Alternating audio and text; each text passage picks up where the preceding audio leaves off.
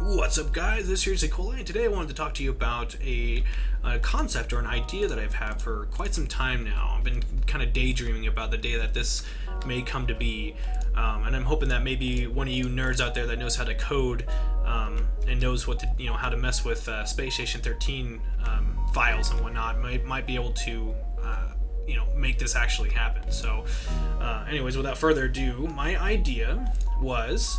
I don't know how many of you guys have played the game FTL, or Faster Than Light. It's a space roguelike where you play as a captain in charge of a ship and usually a crew of about, 3 or 4 people. And like I said, it's a roguelike, so you have to make decisions about where to go, and you have to pick just random, gravitational signatures, and you teleport from here to there, and random things happen. Whether it be you run into an inactive drone and you try to scrap it, and it turns on and attacks you, or maybe you find a ship that's under distress, and you go and help them, and you have a chance of being attacked, or you have a chance of getting more crew members. Things like that, and that makes for super interesting. It's random, so it's new almost every time you play the game, and it's got pretty, in my opinion, it's pretty well balanced in its difficulty. I like how permanent your decisions are. I like the fact that there are situations where you may have a area of your ship that is burning, it's on fire, and you got a crew member in there trying to put it out, but it's just not working, and you have a whole ship of people to worry about. And you might have to make the decision as the captain to lock that area down and purge that area of air. You might open the airlocks and thunk, out goes all the fire, but also out goes your crew member, and that guy's dead. He's gone. He ain't coming back. But it's a horrible decision to have to be forced to make. But you may have killed one, but saved 5. Who knows? You might have just saved the whole crew, or excuse me, not the whole crew, but most of the crew and your ship. I don't know. There's something about that I really appreciate. So, one of the things that I was hoping to do was to take the concept of Space Station 13 and try to mold it into an FTL roguelike. And what I mean by that is, we've all been on the shuttle, right? This is the shuttle. Everybody, we've all been on it, and when it departs, there's an animation of space moving by, and it looks like it feels like you're on a moving ship. You don't need a lot. It's, use your imagination, people. Shit. But anyways, at some point in some time, somebody was in the editor and went in and designed this ship that I'm standing on. They put the flooring down, they put the chairs, the walls, and the windows, and the engines, and so on and so forth.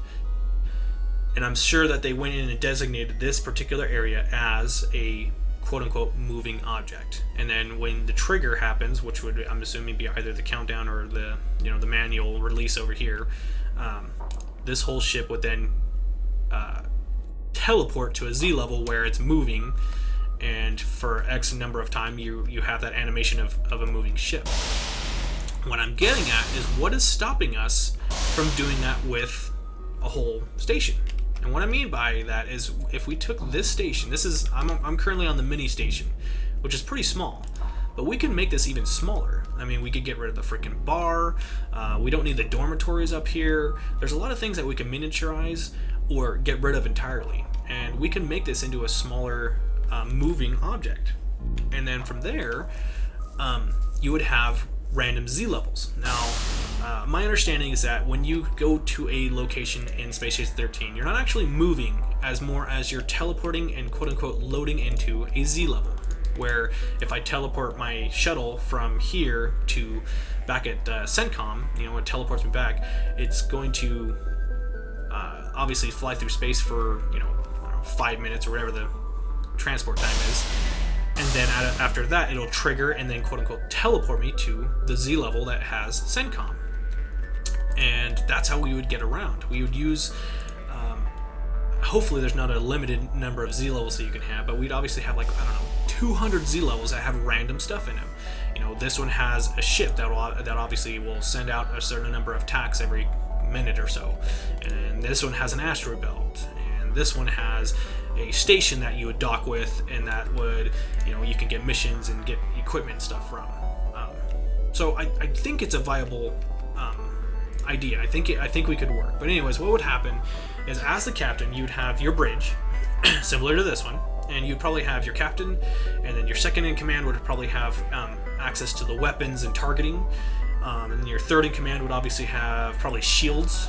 You could devote shields to different areas or power them up or overload them and stuff like that, and maybe communications.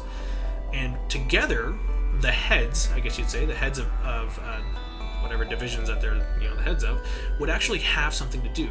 Like right now, there's not all that much to do. Like as the captain, you kind of just twiddle your thumbs. You kind of are supposed to keep the crew in line, but there's not all that much to do. So it gives everybody a job. But anyways, back to what I was saying. So you'd have your console here, and depending on the equipment that you'd have, it would give you signatures. And the better the equipment, the better information. So let's just pretend that we have 4 signatures here. And this information would be filled with different things, and like a couple of them would, and they're gravitational signatures. Let me be clear about that. And a lot of them would have question marks. We don't know what they are. And maybe depending, like let's say the equipment was upgraded, and like the 4th option to pick from shows that there's a signal coming from it. Like maybe it's a piece of equipment or something. So that'd be kind of interesting. The better equipment that you buy or have or upgrade, the better recon and so on and so forth that you have. But anyways, we'd click one, we'd pick it, click, and that'd lock the target, and it would ask you, would you like to warp? And you'd say yes. And that would be the same as the trigger for, would you like to send the shuttle? Click yes, boom, we're on our way. Then all the space would be moving, and for, I don't know, let's say 2 minutes, the whole station, or the whole ship in this matter, would be moving. And after X amount of time, you would teleport to a random Z level. That would obviously correspond to what you had. Obviously, if we pick the one with the signal, it has a chance, or a higher chance, of teleporting us to a Z level that has, I don't know, a derelict ship that has equipment in it that we can obviously take and salvage or something. And then from there, you can do whatever it is, the choices that you want to make. And I mean, let's say that there was a ship. Like, let's say there's a space pirate in front of us. We would have something similar to, I don't know if you guys have ever played as the AI, but obviously you can click on certain things and then teleport your vision to that location. And I have a really good example over here. Obviously, the ships would not move. They would just have the animation of moving, and you'd have something similar to this. So let's say I was like, oh, there's an enemy ship that's, that's revealed or whatever. It's like your systems detect an enemy ship, and you would obviously click on it and say lock on. It would take a certain amount of time to lock on, and the better the equipment that you have, the faster the lock on would happen.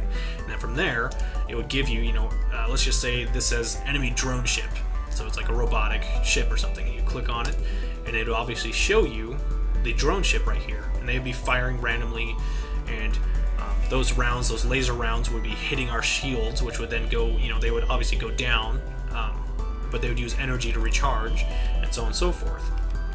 And then we would be firing back with our own lasers and our own mass driver. And this is where this comes in. So let's say that we have lasers. Now the lasers would automatically fire after, 20 seconds or something like that. And that would drain our energy levels, which gives the engineers more stuff to do.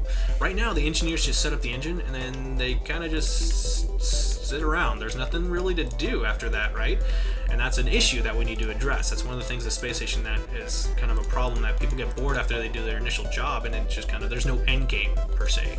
But if there's an engineer and he has a job of getting the engines going and trying to improve our energy outputs, because our lasers are firing and they're eating huge chunks out of our energy reserves. Our shields are taking a pummeling. Those are eating up the energy levels for recharging. And so on and so forth. We're over here running around trying to improve our systems and repair holes in the ship. Obviously if our shield broke down, it would puncture a hole, and maybe it would just put like a little singe mark here, or sometimes if we took a big hit, it would randomly put like a tiny little, maybe one square hole somewhere, and people would be freaking out. It's like, engineer into the bridge, or whatever the case, and they'd be running over there trying to patch the hole in the middle of combat while things are shaking and exploding and stuff like that. I mean, I don't know about you, but that sounds freaking awesome. I would love to play as an engineer running around trying to improve our systems and patch up holes in the ship as we're taking fire. But anyways, we'd have back into what I was saying was we would have the lasers, and they would obviously use energy, which would never run out of rounds. But we'd also have a mass driver, aka the railgun, and this is where the cargo technician comes in. Now, right now, cargo cargo tech's kind of interesting. I mean, you grab stuff, you move it in, you move it out, and so on and so forth. In my version, the cargo tech would obviously he'd be in charge of docking. So if he docked with a station, that the cargo tech would be in charge of that docking area, and then they would obviously handle the equipment and stuff, and the supplies that would be brought on and brought off of the ship. But they would also be a munitions expert.